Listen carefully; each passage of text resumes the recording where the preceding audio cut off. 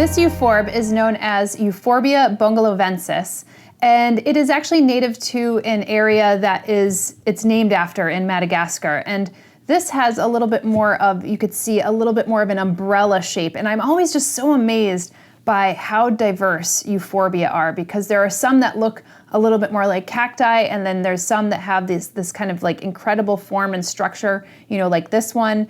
And you'll see that it has these kind of like pink petioles, which are really beautiful. Kind of reminds me a little bit more of a Euphorbia millii, but without all those sharp spines. And you can see I actually have some new growth right here, which is awesome, because this plant actually earlier in the year and even last year got hurt by thrips pressure.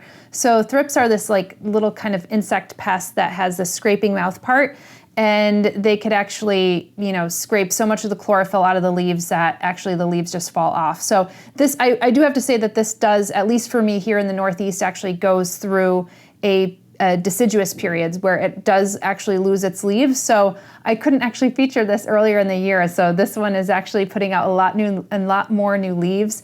And I originally had this growing a bit closer to my southwest facing window, and I've since moved this under my fluorescent light. And I think that sometimes that southwest facing window, even though these plants like a little bit more bright, high light, sometimes they'd prefer a little bit more indirect bright light, because sometimes that intense directness of that light will dry them out very quickly. And if you're not actually watering in relation to the light that you're giving them, or you're forgetting them a little bit more, then they will dry out, and then they will also feel like they're going through a drought and maybe lose their leaves. So moving this into a much more controlled area where I can actually control my light, I think has been much more beneficial for this plant.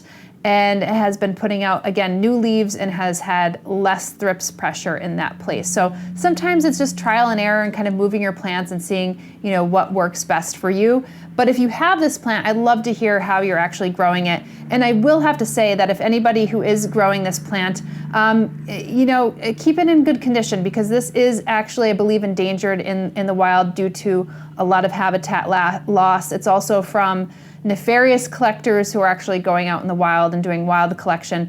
Mind you, a lot of these euphorbias are actually grown by seed, so it's actually better if you're actually, you know, getting this one that had been seed grown. And a lot of times nurseries will say whether it's seed grown or not.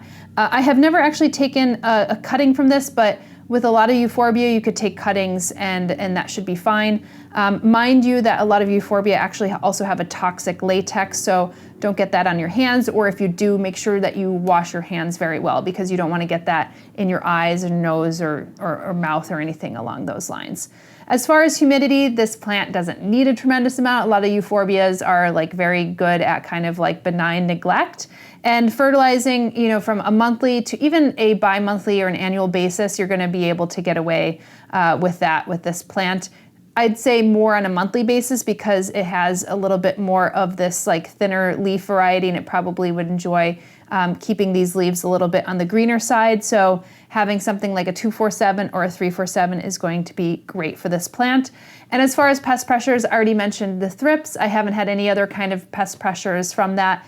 I think the biggest pressure would be that if you're underwatering this plant too much, or if you're overwatering the plant too much, because it is a succulent plant, so it's not going to want a lot of water. But again, if you're giving it kind of that high direct light like I had been giving it before, then you're probably going to want to water it a little bit more.